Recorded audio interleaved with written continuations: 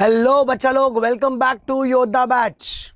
Yes, friends. Now we are starting with the next chapter, that is elements of company law. Yes.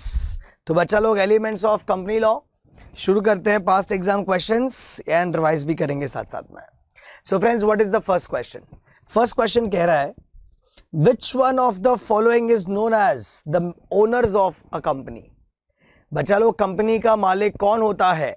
Company का मालिक company के share holders होते हैं. Yes, बचपन से सुनते आ रहे हैं, share holders are the owners of company. Correct. Debenture holders तो क्या होते हैं? क्रेडिटर्स होते हैं. राइट. बोर्ड ऑफ डायरेक्टर्स तो डायरेक्टर्स हैं. राइट. And partners. राइट. तो answer is share holders. Then articles of association of company contains the name of dash. AOA है कि नहीं? आर्टिकल्स ऑफ एसोसिएशन बच्चा लोग क्या होता है कंपनी का? ये कंपनी का रूल्स एंड रेगुलेशंस होता है. कंपनी के इंटरनल मैनेजमेंट के बारे में रूल्स इसमें लिखे होते हैं. राइट. तो इनमें से किसका नाम लिखा होता है आर्टिकल्स ऑफ एसोसिएशन में? प्लीज कमेंट करिए फटाफट. तो obviously answer is first director. है कि नहीं? यस. फर्स्ट डायरेक्टर कौन होता है बच्चों? First director is the person whose name is specified in the articles of association of company as a first director. तो जिसका नाम as a first director specified है उसे हम first director consider करते हैं. Right? आगे. Dash is called a body corporate because the persons composing it are made into one body by incorporating it according to the law and clothing it with a legal personality. Obviously बात है बच्चा लोग, incorporating it, body corporate है कि नहीं, with a legal personality. क्या है ये? Obviously answer is a company. Partnership firm तो लीगल एंटिटी होता नहीं है, HUF भी नहीं होता है, so answer is company. Right. Next, what is known as the charters of a company? बच्चा लोग, बहुत सीधा सीधा जवाब सबको याद आ रहा है. Answer is memorandum of association. बच्चा लोग, कंपनी का जो MOA होता है उसको हम क्या कहते हैं? कंपनी का कॉन्स्टिट्यूशन डॉक्यूमेंट कहते हैं. समझ में आ रही है बात? Constitution document of company, supreme document of company, charter document of company. So answer is MOA. ठीक है. Next is, which of the following is a tribunal under companies act 2013? Yes, इसमें से कौन सा ट्रिब्यूनल कंसिडर होता है companies act में? तो बच्चा लोग, आप सबको पता है कंपनीज एक्ट 2013 के जो सारे मैटर्स है वो कहाँ पे रेफर किए जाते हैं? वो रेफर किए जाते हैं NCLT में, नेशनल कंपनी लॉ ट्रिब्यूनल में. So answer is very simple, option A. Yes. Next, company dies with the death of its share holders. क्या लगता है? अगर कंपनी के मेंबर्स की डेथ हो जाती है तो क्या कंपनी की भी डेथ हो जाती है? तो आंसर इज नो. आप सबको पता है company is an artificial person, separate legal entity. Company को नेचुरल डेथ नहीं आती, राइट, ह्यूमन बींग्स की तरह. राइट. कंपनी के जो मेंबर्स है, शेयर होल्डर्स है, वो तो आते भी है जाते भी है.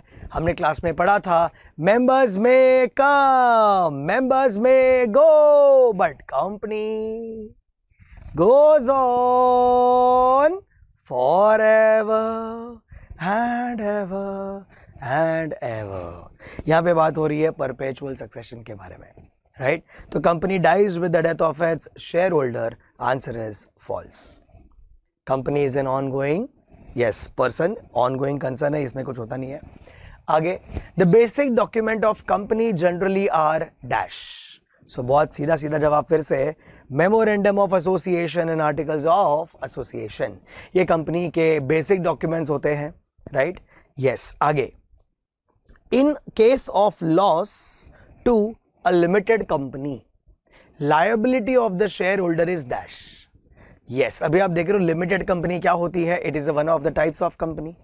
तो limited company is a company जहां पे मेंबर्स की लायबिलिटी इज लिमिटेड. यस और नो? यस. बच्चा लोग, फिर लिमिटेड कंपनी में दो चीजें आती है, company limited by shares, company limited by guarantee. Right. यहां पे अपन बात कर रहे हैं शेयर होल्डर्स के बारे में, therefore we are talking about company limited by, yes, limited company जो शेयर्स की बात कर रहा है, लिमिटेड बाय शेयर्स. तो यहां पे लायबिलिटी क्या होगी शेयर होल्डर्स की? ऑब्वियसली लिमिटेड होगी liability, but only to the extent of amount of capital to which they have subscribed. मतलब आपको पता है ना, they are liable only up to the extent of unpaid amount on shares held by them. अभी 10 रुपए का share है, 7 रुपया उन्होंने ऑलरेडी पे कर दिया है, 3 रुपया अनपेड है। समझ में आ रही है मेरी बात? तो 7 रुपया पेड है, 3 रुपीज अनपेड है, तो उनकी लायबिलिटी होगी सिर्फ 3 रुपीज। मतलब जो शेयर्स आपने सब्सक्राइब किए हैं कल उसका अमाउंट पे करना होता है, अदरवाइज नहीं। चलिए आगे। एवरी कंपनी पब्लिक और private has to be registered with dash. Obviously बात है, हम कंपनी रजिस्ट्रेशन करने के लिए कहाँ जाते हैं? स्टेट बैंक ऑफ इंडिया में जाते हैं। अरे क्या बात कर रहे हो sir. Central bank of India में जाते हैं। अरे क्या बात कर रहे हो सर। आरबीआई के पास जाते हैं। अरे क्या बात कर रहे हो सर। कहाँ जाते हैं हम लोग? कौन है authority? Registrar of companies. ROC के पास हम जाते हैं रजिस्ट्रेशन के लिए, कंपनी के रजिस्ट्रेशन के लिए। ROC is the authority which functions under MCA, ministry of corporate affairs, right. चलिए आगे।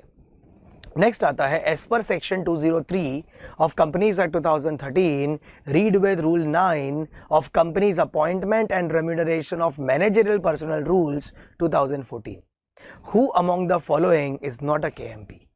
यस, आप सबको पता है बच्चों, केएमपी का जो डेफिनेशन है, राइट, उसमें कौन सा डेफिनेशन कहाँ पे दिया है? केएमपी का definition section 2 clause 51।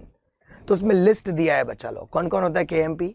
Managing director, whole time director, manager of company, CEO of the company, CFO of the company and CS and such other person, yes, as prescribed. तो बच्चा लोग यहाँ पे आप देख रहे हो, हमने नाम लिया सीएफओ का, यस, चीफ फाइनेंशियल ऑफिसर का नाम लिया, होल टाइम डायरेक्टर का नाम लिया, मैनेजिंग डायरेक्टर का नाम लिया, लेकिन ये क्या है? Principal legal specialist. अरे ये तो नहीं होता। तो हमें वही तो पूछा है कि इसमें से कौन सा केएमपी नहीं है, तो आंसर इज सी, ये केएमपी में नहीं आता है। ठीक है, आगे। The case Salomon versus Salomon and company limited led which of the following characteristics of the company. इसमें से कौन से फीचर को समझाया था Salomon versus Salomon and company limited ने? तो आप सबको पता है, Salomon versus Salomon company limited समझा रहा था कि company is different from members forming the company, है कि नहीं? जो जिसकी बात हम करते हैं कहाँ पर? कॉर्पोरेट पर्सनालिटी में। आप सबको पता है company is a separate legal entity, right. Company अलग एंड मेंबर अलग, इसके बारे में हम बात करते थे इस केस में। आगे, company consist of heterogeneous members, समझ रहे? whereas a dash business consists of homogeneous members since it consists of the family members only, joint family itself। बच्चा लोग ऑब्वियसली सीधी सीधी बात समझ में आ रही है, कौन सा है वो बिजनेस जिसमें खाली नेचुरल पर्सन्स ही मेंबर्स होते हैं, एंड वो भी कहाँ के? उनके जॉइंट फैमिली के मेंबर्स। तो answer is obviously Hindu undivided family is the answer. ठीक है, यस, आप सबको पता होगा कंपनी में तो नेचुरल पर्सन भी मेंबर बन सकता है, आर्टिफिशियल पर्सन भी मेंबर बन सकता है, ठीक है, लेकिन एचयूएफ में ऐसा नहीं है। आगे, a company is required to spend in every financial year at least dash of the average net profits of the company made during the 3 immediately preceding financial years in pursuance of its corporate social responsibility policy। तो बच्चा लोग यहाँ पे याद क्या आता है? Section 135 CSR। तो बच्चा लोग यहाँ पे CSR में कितना खर्चा करना पड़ता है कंपनी को अंडर कंपनी CSR रूल्स? तो बच्चा लोग answer is very simple, 2%। Company को at least 2% of its average net profit made by the company in the preceding 3 financial years. तो आप क्या करोगे? पिछले 3 साल के नेट प्रॉफिट का आप एवरेज निकालेंगे। एवरेज मतलब तीनों को ऐड करके डिवाइड बाय 3, तो आपको मिल जाएगा एवरेज नेट प्रॉफिट। फिर उसका आप करेंगे 2%। समझ में आया? सो 2% of average net profit made by the company, समझ में आ रहा है? उतना कंपनी को यहाँ पे स्पेंड करना होता है। आगे, Solomon versus Solomon and Company Limited is a classic illustration of which feature of a company? Come on, Solomon versus Solomon, ये illustration, ये case हमें कंपनी के कौन से फीचर को समझाता है? तो very simple, transferability of shares, no. Perpetual succession, no. Capacity to sue and be sued, no. तो answer is separate legal entity. Because ये केस हमें समझाता है कि भाई company is different, company is a separate legal entity and member is different person. तो ये हमें समझाता था ये केस इसीलिए आंसर इज सी। आगे, which of the following given is not a distinction between company and partnership. ये 4 options है, इसमें से कौन सा वाला डिस्टिंग्विश नहीं है बिटवीन कंपनी एंड पार्टनरशिप। तो बच्चा लोग देखो क्या क्या दिया है। सबसे पहले, company is not a distinct legal person. अरे यहीं पे बात रॉन्ग हो गई, क्या लिखा है? Company is not a distinct legal person. अरे भाई, company is a separate legal entity, company is a separate legal person. And यहाँ पे क्या लिखा है? Partnership firm is a distinct from its members. तो उल्टा लिख दिया यहाँ पे, मैं तो आगे रीड करना भी नहीं चाहता, आंसर इज ए। हालांकि एग्जाम में रीड करना पूरा भाई, समझ में आ रही बात? तो ए जो है that is the answer, because आप दूसरे ऑप्शंस भी देखते थे, वो क्या लिखा है? In a partnership property of the firm is the property of the individual comprising it. Correct है, पार्टनरशिप में जो फर्म का प्रॉपर्टी होता है वही पार्टनर्स का प्रॉपर्टी होता है, करेक्ट है। And in a company it belongs to a company and not to the members. Property of company is the property of company and not its members. तो ये बात भी ठीक है। चलिए नेक्स्ट, फिर क्या लिखा है? A partner can not contract with his firm. Partner जो होता है पार्टनरशिप फर्म में, वो खुद के फर्म के साथ कॉन्ट्रैक्ट नहीं कर सकता। क्यों? Because partnership firm is not a separate legal entity. तो वो बात भी सही है। Whereas member of company can, yes, because company का अपना खुद का एग्जिस्टेंस है, तो कंपनी का मेंबर कंपनी के साथ में ट्रांजैक्शन कर सकता है। तो दैट इज ऑल्सो ट्रू। फिर partners liability is always unlimited. ये बात भी सही है भाई, पार्टनरशिप में जो पार्टनर्स की लायबिलिटी होती है वो अनलिमिटेड होती है। Whereas share holder may be limited either by shares और बाय गारंटी। शेयर होल्डर्स की जो लायबिलिटी होती है उसकी लायबिलिटी या तो होती है लिमिटेड बाय शेयर्स या लिमिटेड बाय गारंटी। तो ये बात भी सही है, राइट। सो बच्चा लोग, ये यहाँ पे अपना आंसर मिल चुका है, option A is the answer. Next question, who can't use the terms limited and private limited. इसमें से कौन से कंपनीज या एंटिटीज लिमिटेड या प्राइवेट लिमिटेड वर्ड को यूज नहीं करते, राइट। सो आप देख रहे हो 1 person company, section 8 company, LLP and both ANC। तो बच्चा लोग आंसर है सीधा सीधा हम बोलेंगे सेक्शन 8 कंपनी। क्यों? Because section 8 company is a company where no words like private limited और limited are used at the end of the name of the company. Company के नाम के पीछे ऐसे वर्ड्स यूज नहीं होते हैं, right, in case of section 8 company. ठीक है। फिर आता है which type of company is newly incorporated in companies act 2013। Obviously बात है, आप देखेंगे फ्रेंड्स, ये जो आप सारे टाइप सुन रहे हैं इसमें से 1 पर्सन कंपनी एक नया टाइप इंट्रोड्यूस हुआ था in companies act 2013, which is a combination of sole trading concern and company, sole trading concern and corporate structure, right. बाकी सारे टाइप्स तो पहले भी थे। So answer is A. आगे, what is the minimum number of persons and directors respectively required to form a public company. कितने number of यहाँ पे पर्सन्स डायरेक्टर्स चाहिए to form a public company? तो बच्चा लोग, अगर आप देखोगे यहाँ पे डायरेक्टर्स की बात करें पब्लिक कंपनी में, तो मिनिमम हमें डायरेक्टर्स चाहिए होते हैं पब्लिक कंपनी में, that is 3, and minimum persons चाहिए होते हैं पब्लिक कंपनी को फॉर्म करने के लिए, that is 7, right. You know number of members required to form the company. Private company में मिनिमम नंबर ऑफ मेंबर्स कितने चाहिए? 2, maximum 200। Public company minimum 7, maximum no limit. 1 person company में minimum number of members 1, right, maximum 1 only. तो number of members की बात हो गई, right. Directors की अगर अपन बात करें तो minimum number of directors in a private company कितने होंगे? Minimum directors 2, maximum 15। Public company minimum number of directors 3, right, maximum 15। 1 person company minimum number of directors 1, maximum 15। कोई भी कंपनी हो, मैक्सिमम नंबर ऑफ डायरेक्टर्स जो होंगे वो 15 होंगे, right. तो बच्चा लोग यहाँ पे आपको समझ में आ चुका होगा, आंसर क्या है? D option is the answer. ठीक है, चलिए आगे। According to companies act 2013, a private company by its AOA which is a subsidiary of a public company, a private company which is a subsidiary of a public company shall be dash। बच्चा लोग, आपको पता है, जब holding company is a public company, subsidiary company is a private company, such private company shall be deemed to be public company, हम ये पढ़ते हैं, राइट। यस, तो बच्चा लोग यहाँ पे आंसर क्या आएगा? Such, yes, such private company which is a subsidiary of a public company shall be deemed to be a public company. तो B is the answer. ठीक है, चलिए आगे. Which of the following are the characteristics of a private company? इसमें से कौन सा private company का कैरेक्टरिस्टिक्स है? ठीक है, सबसे पहले limited liability of member, yes. Perpetual succession, yes. Freely transferable of shares, no. क्योंकि प्राइवेट कंपनी के केस में कंपनी का ट्रांसफरेबिलिटी ऑफ शेयर्स पर रेस्ट्रिक्शन होता है. करेक्ट. तो बच्चा लोग आंसर क्या आएगा? X and Y. ठीक है, एक्स एंड वाई. तो आंसर इज ए. ठीक है, चलिए आगे. फ्रेंड्स, नेक्स्ट बोला है liability of member in case of company limited by share under companies act 2013 is dash. Liability of member in case of company limited by shares. तो बच्चा लोग अगर आप शेयर्स की बात करेंगे, लिमिटेड कंपनी की बात करेंगे, तो obviously liability is limited. Up to what extent? Only up to the extent of its shareholding. बात समझ में आ गई? Yes, that is only up to the extent of unpaid amount on shares held by them. आगे बच्चा लोग next क्या बोला है? Minimum number of directors required for private limited company under companies act 2013.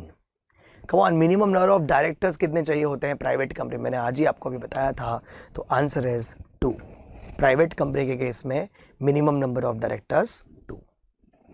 Next, a company that owns substantial share in another company to control the management and operations by influencing its board of director is known as dash. एक company दूसरे company में क्या करता है? substantial shares खरीद लेता है. to control the management and operations by influencing its board of director is known as dash. क्या लगता है? Holding company, foreign company, public company, private company? तो बच्चा लोग answer is obviously holding company. एक कंपनी क्या करता है? दूसरे कंपनी का यस अच्छा खासा कंट्रोल खरीद लेता है, सब्सटेंशियल शेयर्स खरीद लेता है, तो उसको अपन होल्डिंग कंपनी कहते हैं. एंड वो दूसरे कंपनी को हम सब्सिडरी कंपनी कहते हैं. हावेवर वो कितना होता है? 51% और मोर होता है. करेक्ट. चलिए next. As per companies act 2013 a government company in a government company government holds dash. Government holds dash. तो आप सबको पता है गवर्नमेंट कंपनी क्या होता है? Government company means a company जिसमें आधे से ज्यादा दैट इज 51% और more shares are held by government. अच्छा, विच गवर्नमेंट? सेंट्रल गवर्नमेंट या state government? Answer is any government, या दोनों मिलाकर जॉइंटली भी अगर इतना होल्ड करेंगे तो yes that company will become government company. तो यहां पे हमें पूछा है percentage. Yes, so it is not less than 40%, 45%, 50% and 51%. So obviously answer is 51% of the paid up share capital. CSET नवंबर 21 के पेपर में ये क्वेश्चन आया था. आगे, in a company who conceives the idea of the business. तो बच्चा लोग बहुत सिंपल जवाब है. कम ऑन, गैस करिए, लिखिए चैट बॉक्स में. क्या लगता है आपको? In a company who conceives the idea of the business? obviously उस person को हम promoter कहते हैं. person who had an idea to start the company is called as promoter. and promoter का definition भी है Companies Act में, that is in section 2 clause 69 में. right? yes. आगे चलते हैं. so बच्चा लोग next question कह रहा है as per Companies Act 2013 the articles of company shall contain the dash. आप सबको पता है आर्टिकल्स AOA का बात हो रहा है. It contains what? Rules and regulations for the internal management of the company. Right. So क्या उसमें लायबिलिटी लिखी होती है मेंबर्स की? नहीं बॉस, ये तो नहीं लिखी होती. Rules of share subscription of company? नहीं. Rules for management of the company? Yes. Objective for which the company is incorporated? नहीं, वो तो MOA में लिखा रहता है. So answer is C. Option C is the answer. Right. Next. As per section 7 of Companies Act 2013, which of the following documents are required for registration of company? Company incorporation के लिए इसमें से क्या क्या चीज़ों की ज़रूरत होती है? तो बच्चे लोग इनकॉर्पोरेशन ऑफ कंपनी का जो प्रोसीजर है वहाँ पे जो लिस्ट दिया हुआ है डॉक्यूमेंट्स का, उसमें आप देखेंगे MOA चाहिए, यस. AOA चाहिए, यस. MOA AOA तो हमें सबमिट करना ही पड़ता है ROC के पास. दूसरा, डिक्लेरेशन बाय प्रोफेशनल्स, यस. आपको पता है you need a declaration of compliance by practising professional, that is practising CA, CS, advocate और सीएमए। तो हमें इसमें से किसी से भी प्रोफेशनल से ये डिक्लेरेशन चाहिए होता है। तो answer is D, all of them are required, all such documents are required for incorporation of company. Then company can furnish to registrar, that is ROC, verification of registered office. बच्चा लोग आपको पता है जब भी कंपनी इनकॉर्पोरेट हो रही है तब जरूरी नहीं है कि कंपनी के पास अपना रजिस्टर्ड ऑफिस आ चुका हो, कंपनी बाद में भी ले सकता है, राइट? तो जब जिस वक्त कंपनी रजिस्ट्रेशन करेगा उस वक्त कंपनी ने हो सकता है सिर्फ कंपनी को ROC को टेम्पररी एड्रेस दिया हो, है कि नहीं? तो बाद में जब कंपनी का सेटअप हो जाएगा रजिस्टर्ड ऑफिस, तब कंपनी क्या करेगा, फॉर्म फाइल करेगा, form number INC 22 to communicate its registered office का address. So answer is option C, right? Form INC 22, INC stands for incorporation basically, so INC form number 22। आगे, according to section 135, मतलब CSR की बात हो रही है, 135 मतलब CSR of Companies Act 2013, the board's report under section 134 subsection 3 of the act shall disclose the composition of dash. Board report में किस चीज का डिस्क्लोजर दिया होता है? तो बच्चा लोग आप देख रहे हो यहाँ पे बहुत सीधा सीधा जवाब है, answer is CSR committee. Yes, because we are talking about section 135। बच्चा लोग CSR कमेटी के अंदर कौन कौन लोग हैं इस बात का लिस्ट दिया होता है कंपनी के बोर्ड रिपोर्ट में, राइट? यस, तो answer is option C. Then next is, as per companies act 2013, identify the incorrect financial criteria with reference to the companies required to constitute a CSR committee that oversees the CSR activities of the company. Yes, मतलब यहाँ पे बात हो रही है किस चीज़ के बारे में बच्चा लोग, एप्लीकेबिलिटी ऑफ CSR के बारे में। तो इसमें से कौन सा इनकरेक्ट है, that we need to see, right? तो बच्चा लोग अगर अपन देखें तो एप्लीकेबिलिटी ऑफ CSR तो सारे कंपनीज पर एप्लीकेबल नहीं है, सेक्शन 135 सब सेक्शन 1 पे ही एप्लीकेबल है।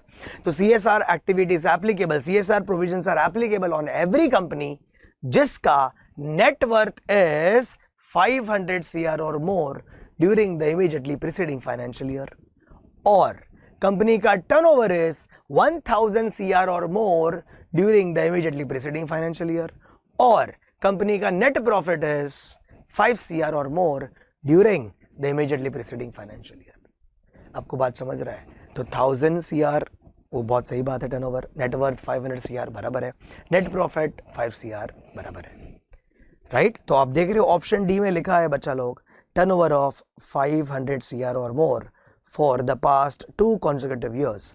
तो ऐसा कुछ नहीं होता है, एंड यहाँ पे हमें इनकरेक्ट स्टेटमेंट ढूंढने को बोला है, तो answer is D, D is the incorrect one. कुछ बात समझ में आया? D is the answer. Yes, next is, it is that portion of subscribed capital which has been demanded on the shares by the company. Which of the following options is being referred thereto? Yes, तो बच्चा लोग अभी कैसा होता है, share capital है, 10 रुपए का शेयर है, 10 रुपए का शेयर है, उसमें से कंपनी कैसे करके पैसा मांगता है? पहले application money, allotment money, first call money, second and final call money, ऐसा होता है। अभी समझो ये सारे में से बच्चा लोग क्या पूछा गया है, that part, that portion of the subscribed capital that has been demanded on the shares। तो जो पैसा कंपनी ने डिमांड किया है, मतलब यहाँ पे जो पैसे का कंपनी ने कॉल दिया है, आया नहीं है वो नहीं बोला है, जो आ जाता है उसको तो हम लोग पेड अप शेयर कैपिटल बोलते हैं, लेकिन यहाँ पे बोला जो पैसा कंपनी ने डिमांड किया है, तो answer is very simple, called up capital. जो कंपनी डिमांड करता है उसको अपन क्या कहते हैं, कॉल्ड अप कैपिटल कहते हैं। फिर उसमें से जो पैसा आ जाता है उसको अपन क्या बोलते हैं, पेड अप शेयर कैपिटल। जो नहीं आता है उसे अनपेड शेयर कैपिटल। जिस पैसे का कंपनी ने अभी तक कॉल ही नहीं दिया है उसको अपन कहते हैं अनकॉल्ड शेयर कैपिटल। समझ में आ रही है बात? So answer is D, called up capital. चलिए आगे, which section of companies act 2013 provides the provisions relating to CSR? इसमें से कौन से CSR के बारे में बात करते हैं? तो बच्चा लोग आंसर है बी, सेक्शन 135। याद रखना 135 अगर आए तो समझ जाना है बात हो रही है CSR के बारे में, करेक्ट? यस। आगे, the supreme executive authority controlling the management and the affairs of company vest in which of the given authority? इनमें से कौन सी अथॉरिटी के पास होता है वो पावर कंपनी के management and affairs of the company का? तो बहुत सिंपल आंसर है बोर्ड ऑफ डायरेक्टर्स का। जुलाई 23 के CSET बुलेटिन में ये क्वेश्चन आया था। आगे बच्चा लोग नेक्स्ट टॉपिक बात कर रहा है, क्या है? As per companies act 2013 every person proposed to be appointed as a director by a company in general meeting or otherwise has to mandatorily furnish which of the following identifiers? बच्चा लोग मुझे पता है इसको एक्सप्लेन करने की भी जरूरत नहीं है, आप सबको जवाब मिल चुका होगा। आंसर है डिन नंबर। हर एक डायरेक्टर के पास अपना डिन नंबर होना चाहिए। Every person who intends to become a director of company is required to have a DIN number. A person cannot become a director of company without a DIN. समझ में आ रही है बात? Yes, and मैंने आपको पहले भी बोला है कि सबसे पहला DIN नंबर किसको मिला था? रतन टाटा जी को DIN नंबर मिला था। It is a 8 digit number. तो रतन टाटा जी का DIN number was 1, 7 zeros and 1। तो ये उनका DIN नंबर था। ठीक है, आगे read the following statements in relation to appointment of directors under section 152 of Companies Act 2013 and choose the correct option. Yes, चलिए देखते हैं क्या बोला है। A person appointed as a director shall not act as a director unless he gives his consent to hold the office as a director. ये बात तो true है बॉस। आपको पता है फ्रेंड्स, जो भी पर्सन क्या बनता है कंपनी में, डायरेक्टर बनता है, उसको ये लिख कर देना पड़ता है, डिक्लेरेशन देना पड़ता है कि I agree to hold the office, I agree to hold the office of director in so and so company. ऐसा उसको अपना कंसेंट राइटिंग में देना जरूरी होता है। जब तक वो ये कंसेंट ना दे तब तक वो डायरेक्टर का ऑफिस होल्ड नहीं कर सकता। समझ में आया मैं क्या बोल रहा हूं? यस। दूसरी चीज, Every director shall be appointed by the company in general meeting. Obviously ये भी करेक्ट है बच्चा लोग। I hope you are getting my point. Yes, मैं कह रहा हूं दोनों ही करेक्ट है। So B is the answer. Second statement को मैं आपको समझा दूं बच्चा लोग, डायरेक्टर जो होता है कंपनी का, he is the person who manages the activities of company, right? He is the person who runs the business of company. तो बच्चा लोग मुझे बताओ, सी गाड़ी कौन चलाएगा ये कौन डिसाइड करेगा? गाड़ी का मालिक। That is the owner of company. Who are the owner of company? Shareholders, members of company. तो members of company general meeting में directors appoint करते हैं। तो answer is yes, ये दोनों statement true है, therefore answer is B. One is true and second is also true. चलिए आगे। As per Companies Act 2013, a company may appoint more than 15 directors dash. Friends, बात हो रही है number of directors के बारे में, right? तो मिनिमम नंबर ऑफ डायरेक्टर्स मैंने इसी वीडियो में स्टार्टिंग में समझाया। मैक्सिमम नंबर ऑफ डायरेक्टर्स कितना होता है? ऑब्वियसली 15 होता है। तो एक कंपनी में मैक्सिमम 15 डायरेक्टर हो सकते हैं। लेकिन क्या एक कंपनी 15 से ज्यादा डायरेक्टर अपॉइंट कर सकती है? तो आंसर इज यस, लेकिन मालिक को पूछना पड़ेगा। कंपनी के जो मालिक है उनको पूछना पड़ेगा। कंपनी में appoint more than 15 directors by passing a special resolution in general meeting. Yes, मतलब मेंबर्स अप्रूवल इज रिक्वायर्ड। कैसा वाला अप्रूवल? मेंबर का स्पेशल अप्रूवल जो है मेंबर का वो रिक्वायर्ड होता है। यहाँ पे समझ में आ गई बात? यस, तो answer is A. Special resolution pass करके आप 15 से ज्यादा डायरेक्टर अपॉइंट कर सकते हैं। हाउएवर वन मोर थिंग, ये जो लिमिट है नंबर ऑफ डायरेक्टर्स पे 15 का जो लिमिट है वो सेक्शन 8 कंपनी पर एप्लीकेबल नहीं है, राइट? तो इस बात का भी ध्यान रखें। आगे, हु हैज द अथॉरिटी, बच्चा लोग, who has the authority to decide the remuneration of the first auditors of the company? Yes, तो क्या आंसर होगा इसका? सबसे पहले बात हो रही है किसके बारे में? फर्स्ट ऑडिटर्स के बारे में बात हो रही है। सो बच्चा लोग, ऑब्वियसली जो ऑडिटर्स है, फर्स्ट ऑडिटर का रेम्यूनरेशन कौन डिसाइड करता है? तो बच्चा लोग answer is board of directors fix the remuneration of the first auditors. Yes, generally जो ऑडिटर की रेम्यूनरेशन होती है वो कहाँ पे डिसाइड होती है? By the members in general meeting, but we are talking about the first auditor, therefore answer is B, that is by board. चलिए next, as per companies act 2013 every listed company and company belonging to the other class of company as may be prescribed shall annex with its board report a secretarial audit report given by dash. Now friends, बात हो रही है secretarial audit के बारे में. पहली बात, ये audit होता क्या है? So friends, secretarial audit मतलब देखो, generally audit is being conducted by a chartered accountant, ऐसा आपने सुना है, राइट? यहाँ पे बात हो रही है सेक्रेटरी ऑडिट के बारे में. देखो अभी एक कंपनी है, उसमें कितने सारे लॉज एप्लीकेबल होते हैं, राइट? तो वो कंपनी वो सारे लॉज को फॉलो कर रहा है कि नहीं कर रहा है, इसका जो चेकिंग होता है, इसका जो ऑडिट होता है, उसको कहते हैं सेक्रेटरियल ऑडिट. यस, एंड बच्चा लोग यहाँ पे लॉ कंप्लायंस जो है उसका चेकिंग हो रहा है ना, कंपनी कंप्लायंसेस फॉलो कर रहा है कि नहीं कर रहा है, उसका चेकिंग का बात हो रहा है. तो बच्चा लोग वो कौन करेगा? वही पर्सन करेगा जिसको लॉ पता है, right? And as per Companies Act, that is being done by a PCS, that is Company Secretary in Practice. and वो जो रिपोर्ट बना के देगा, उस रिपोर्ट को हम कहते हैं Secretarial Audit Report, which is given to the company क्या करता है, उसको अपने बोर्ड रिपोर्ट के साथ में अटैच करता है. Therefore answer is B. As per Companies Act 2013, key managerial personnel in relation to a company means one, all of the given below. Identify the correct option. इसमें से बचा लो KMP जो है वो कौन है? तो फ्रेंड्स यहाँ पे आप देख रहे हो, सबसे पहले क्या दिया है? CEO और मैनेजिंग डायरेक्टर और manager. CS whole time director, CFO. तो बच्चा लोग as per the definition of KMP section 2 clause 51, ये सारे ही लोग कंडीशंस को पूरा कर रहे हैं. ये सारे के सारे KMP कंसिडर होते हैं, राइट? तो बच्चा लोग आंसर क्या है? 1 2 3 4. तो answer is all. 1 2 3 and 4, all of them are considered as the KMP. ठीक है, बात समझ में आ गई है? चलिए next, as per section 149 subsection 10, as per section 149 subsection 10 of companies act 2013, subject to the provisions of section 152, an independent director shall hold office on the board of a company for a term up to dash. बच्चा लोग independent director की बात हो रही है, right? Yes, independent directors जो है friends, ये कंपनी में अपॉइंट होते हैं, ये अपना टर्म, अपना टेन्योर एंजॉय करते हैं फॉर 5 consecutive years. कब तक? 5 years. एंड आपको मैं बता दूं, 5 years कंप्लीट होने के बाद they are also eligible for reappointment for another 5 years. Yes, तो ये आंसर इज A, 5 years.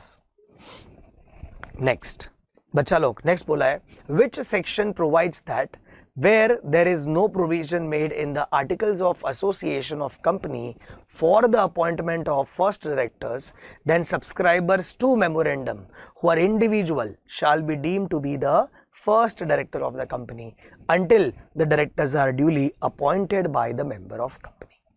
अभी फ्रेंड्स यहाँ पे आप देख रहे हो क्या दिया हुआ है, यहाँ पे बात हो रही है फर्स्ट डायरेक्टर के बारे में. कंपनी का फर्स्ट डायरेक्टर कौन होता है? तो बच्चा लोग, कंपनी का फर्स्ट डायरेक्टर वो पर्सन होता है जिसका नाम कंपनी के आर्टिकल्स ऑफ एसोसिएशन में लिखा होता है as a first director. So that person is the first director of company. And अगर किसी पर्सन का नाम नहीं लिखा है तो बच्चा लोग, जो कंपनी के सब्सक्राइबर्स टू मेमोरेंडम होते हैं, who are individual shall be deemed to be the first director of company, जब तक मेंबर्स किसी और को अपॉइंट नहीं कर लेते एज अ डायरेक्टर. तो बच्चा लोग, फर्स्ट डायरेक्टर के बारे में डिटेल्स दी हुई है in section number 152. Right? So that is the answer. I hope this is clear. आगे चलते हैं. As per section, as per Companies Act 2013, yes, in case the articles of public company do not provide for the retirement of all the directors at AGM, then what fraction of the total number of directors shall be liable to retire by rotation? बहुत ही अच्छा question है बच्चा लोग. आपको समझा मैंने क्या कहा? देखो, रिटायरमेंट ऑफ डायरेक्टर के बारे में बात हो रही है, तो डायरेक्टर का रिटायर होना ऑब्वियसली कंपनी का इंटरनल मैटर है. तो इसके बारे में रूल्स कहाँ दिए होते हैं?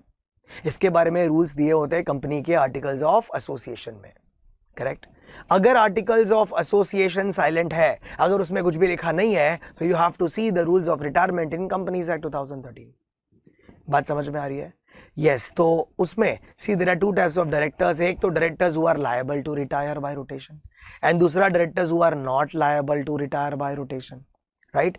तो कितने डायरेक्टर्स लायबल टू रिटायर होते हैं, दैट इज द क्वेश्चन. तो बच्चा लोग आंसर इज, जो डायरेक्टर लायबल टू रिटायर होते हैं, that is 2/3 of the total number of directors are liable to retire by rotation and 1/3 are the directors who are not liable to retire by rotation. तो बच्चा लोग answer is very simple, 2/3, that is D option is the answer. ठीक है, yes. Next section number, यहाँ पे देखो question number 43 बात हो रही है, as per companies act 2013 how can a director of company be removed. तो बच्चे लोग जब अपन रिमूवल का ऑफ डायरेक्टर के बारे में बात करें तो यहाँ पे अपन को याद आता है सेक्शन नंबर 169. आपको पता है कंपनी के डायरेक्टर्स को अपॉइंट कौन करता है? Share holders. कंपनी के डायरेक्टर्स को रिमूव भी कौन कर सकता है? Share holders. यस, आपको पता है a share holders that is the members of company can remove a director by passing ordinary resolution. सिर्फ ऑर्डिनरी रेजोल्यूशन पास करके क्या कर सकते हैं? डायरेक्टर को रिमूव किया जा सकता है. I hope this is clear to everyone. Yes yes, तो आंसर इज ऑर्डिनरी रेजोल्यूशन, तो option A is the answer. आगे, it is a capital that refers to the funds that a company raises in exchange for issuing ownership interest in the company in the form of shares, and may also describe the number and types of shares that compose a company's share structure. Which of the following option is being referred thereto? So बच्चा लोग यहाँ पे simple meaning बताया है किसका? Share capital का. Because यहाँ पे अपन को बता रहा है ownership interest in the company.